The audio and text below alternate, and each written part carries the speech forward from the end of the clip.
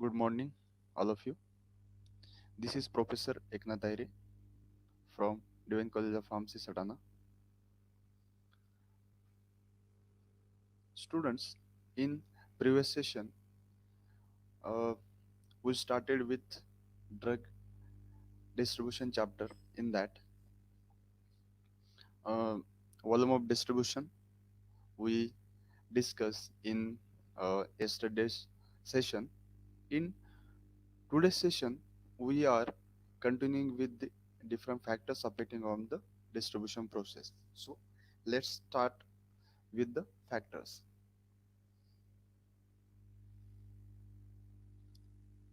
So, second factor is uh, drug binding to the tissue proteins. So many drugs accumulates in the tissues at higher concentrations than those in the extracellular fluids and blood, and it called as a localization process.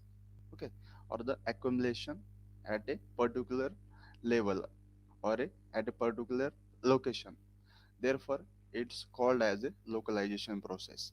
And this localization process further carries and produces the local locally side effects or the drug dumping process or the drug dumping effect.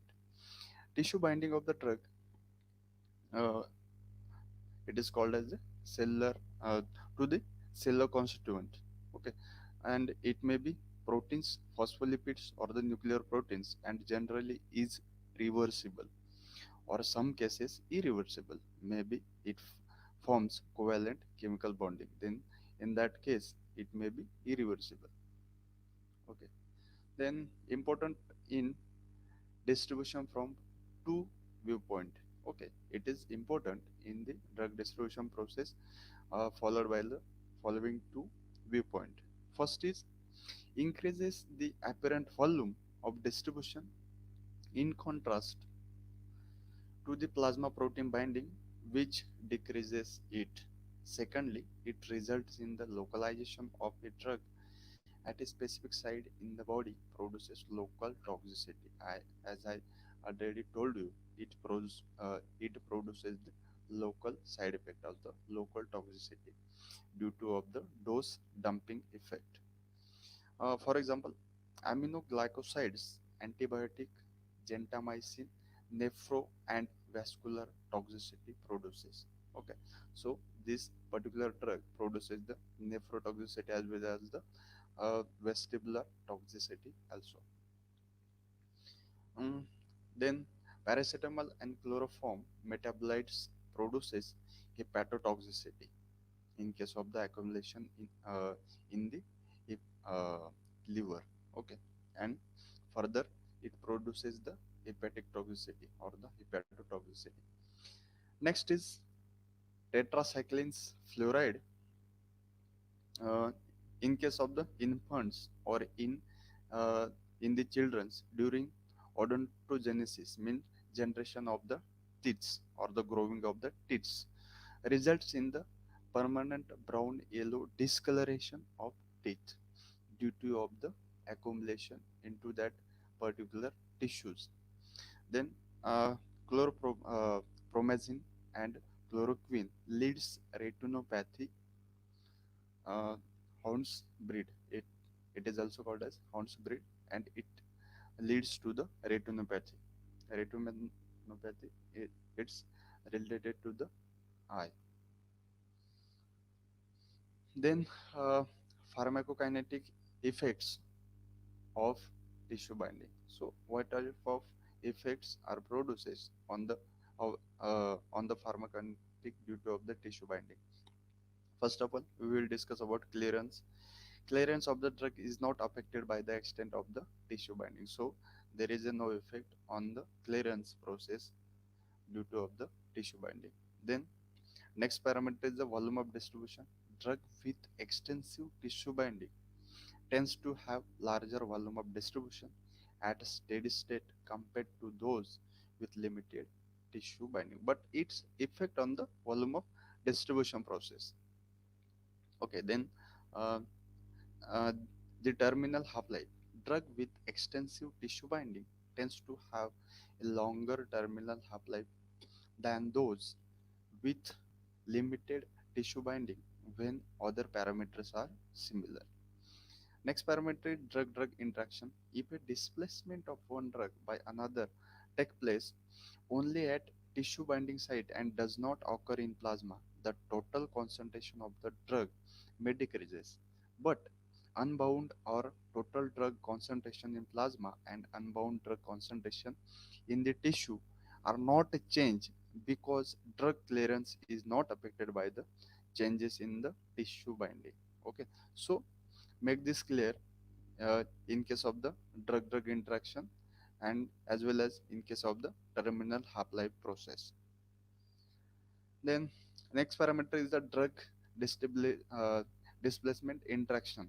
Okay, drug displacement means the first drug displaced by the another one drug to the for the binding of the binding to that particular site of protein.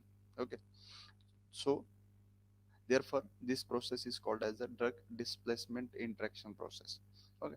Then drug displacement interactions occurs between two or more drug that binds to the same plasma protein site. Okay. As I already said that that particular drug is binds to the bind at the same site of that particular protein. Okay, and first drug is displaced with the another one drug or the newer drug. If one drug is binding to such a site, then administration of second drug having higher affinity to the same site result in the displacement of first drug from its binding site. If second drug having better affinity as compared to the first drug, then it will be replaced with the second one drug. Generally, in many cases, the impact of interactions is minimal.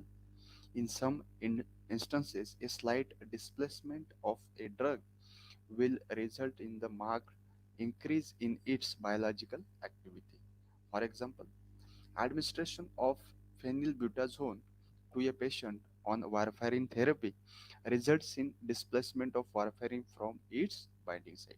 So, in case of uh, phenylbutazone uh, butazone therapy, uh, if we will give the warfarin, then warfarin displaces the phenylbutazone due to of its greater affinity towards that protein. Warfarin has high plasma protein binding of about 99%. It's very high. Okay. Then it may give the free drug concentration nearby 1%. Shows a small volume of distribution remains confined to the blood compartments and has a narrow therapeutic index. If just 1% of warfarin is displaced by the phenylbutazone, the concentration of the free warfarin will be doubled. It is nearby 2%. The enhanced concentration of free warfarin may cause severe uh, hemorrhagic episodes, which may result in the lethality. Mhm. Then, fat as a reservoir. Many lipid soluble drugs are stored by physical solution in the neutral fat. In obese patient or the obese person, the fat content of the body may be as high as 50% of body weight, and even in drugs also even uh, this case the drug also in that particular amount will be there. For example, the highly lipid soluble barbiturate thiopental, it is the one of the example as a fat reservoir drug. Then bone, the tetracyclic antibiotics and other divalent uh, metal ion or the chelating agents and heavy metals like cadmium, fluoride, lead or the radium may accumulate in bone and become a reservoir by adsorption onto the bone crystal surface, and eventual incorporation into the crystal lattice causes the toxicity. So, in case of the bones, there also uh, some of the drugs like tetracycline antibiotics are adsorbed over there, and uh, formation of the that uh, particular drug dumping over there, and over the adsorption process for some drugs shows the therapeutic advantages for the treatment of the osteoporosis. So osteoporosis is the weakening of the bones or the brittleness of the bone. So in that case it may be useful, because by using this disadvantage as a advantage, and we will develop the or the administer our drug to that particular site or the targeted drug. We can target our drug that particular site in case of the osteoporosis. Okay, so this disadvantage we can use, or we can consider as a advantage also over there. Then next is blood flow and organ size. The rate of blood flow to the tissue capillaries varies widely as a result of unequal distribution of cardiac output to the various organs. The drug distribution to a particular organ or a tissue depends on the size of the tissue, which is also known as tissue volume, and the tissue perfusion rate, volume of the blood that flows per unit time, per unit volume of the tissue. The highly perfused tissues such as lungs, kidney, liver, heart, adrenals, and brains are rapidly equilibrated with lipid-soluble drugs. Muscles and skin are moderately perfused, okay, as compared to these above organs like lungs, kidney, liver, heart, adrenals, and brains. Also, therefore, we are called them as vital organs, because they are very sensitive towards these processes. Okay, so muscle and skin are moderately perfused as compared to above organs, and so they equilibrate slowly with the drug present in the blood. Muscle tissue binding seems to be linear over a wide range of drug concentration of many drugs. In general, drug binding to different tissues decreases in the rank order of, first of all, liver, kidney, lung, and muscle. So liver having the uh, large amount of the drug uh, binding effect as compared to others, and then kidney, then lung, and then muscle. Adipose tissues, bones, and teeth being poorly perfused and take longer time to uh, gets distributed with the same drug. Then next is specialized compartment and barrier. So many compartments are there, or the barriers are there, which affects on the drug distribution. Okay, so let's start with the different barriers. So first barrier is the blood-brain barrier and blood CSF barrier, which is also called as the cerebrospinal fluid barrier. So central nervous system and the cerebrospinal fluid, the capillary endothelial cells in brain have tight junction and lack pores or gaps. As we already know that the due to of the uh, endothelial capillary cells or the capillary endothelial cells, they forms tight junction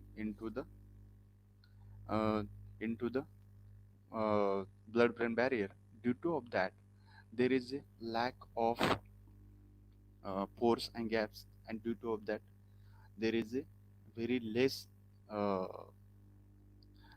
transportation of drug is there because of this. Okay, and therefore uh, the surroundings, the tight and overlapping endothelial layers is a continuous basement membrane, and uh, due to of that cons- uh, uh, tight junction of continuous basement membrane, the lack of distribution is over there, or the lack of ab- absorption is over there. This basement membrane in turns are enveloped by uh, perivascular food processes formed by the astrocyte cells that encircle about 85% of the surface areas of the brain capillaries. Together, these layers add up to a formidable nonpolar barrier called as the blood brain barrier. So you can observe in this figure the blood brain barrier or the one of blood cell is there. Blood brain barrier is there. Sorry, not a cell. It is a blood brain barrier. In that we can observe over there the tight junction. Okay, epithelial cells are there, pericytes are there, then neuron is there, but there is a neuron in case of the distribution, and basement membrane is also there, and this basement membrane and tight junction of endothelial cells are plays great performance in case of the distribution. Okay, so you can observe here in the enlargement of the figure, uh, here is the tight junction of the endothelial cells, and followed by that the basement membrane is also there, and due to of that s- uh, two layer tight junction of the membranes, there is lack of distribution processes over there. So uh, it is compromise in case of the some disease states. Let's see in which cases or the which states it compromise and it's allowed to pass the drugs.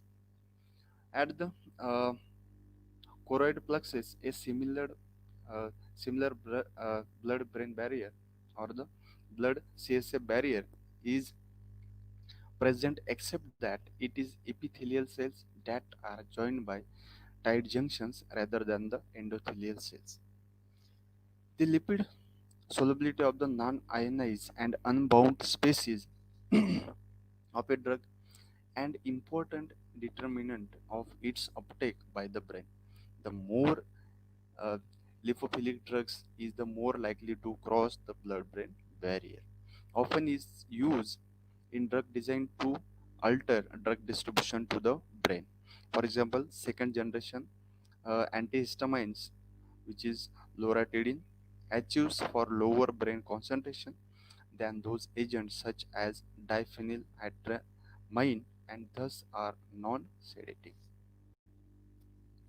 So another important factor in the uh, functional blood-brain barrier involves membrane transporters that are efflux barriers present in the brain capillaries, endothelial cell, and capable of removing a large number of chemically derived or the chemically diverse drug from the cell. For example, P-glycoprotein, which is also called as the PGP, we already discussed, encoded by the MDR1, multi-drug resistance 1 gene, and the anion, organic anion transport polypeptide, which is known as OATP, are exporters are the dramatically limit access of the drug to the tissue expressing. Then next parameter is the placental barrier. The maternal and the fetal blood vessels are separated by a layer of uh, trophoblastic cells that together constitutes the placental barrier.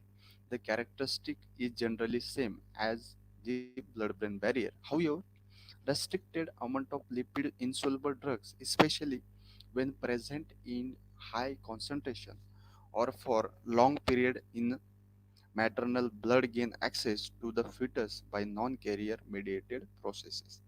Thus, the placental barrier is not as effective as the blood-brain barrier, and impermeability of the placental barrier to poor compounds in relative rather than absolute. So, care must be taken while administration of all types of drugs during the pregnancy because of uncertainty of their harmful effects on developing of fetus. So there is a less effect or the less distribution or the absorption as compared to blood-brain barrier into the placental barrier. Okay, so we must have to take the uh, taken care of the mother during the administrations of any type of the drug in case of pregnancy. Other barriers like the prostate, testicles, and the globe of eyes and it contains barriers that prevent drug penetration to the tissues. Lipid soluble drugs can penetrate and reach these structures freely, whereas water soluble drugs entry is restricted. So, in this case, also in case of the prostate, testicles, and globe of eyes, these cases also there is a restricted the distribution of the drug. Then next parameter is disease state. If disease, any type of disease state is there, then what it will affect on the distribution or the drug distribution, let's see. Distribution characteristic of several drugs are altered in disease state.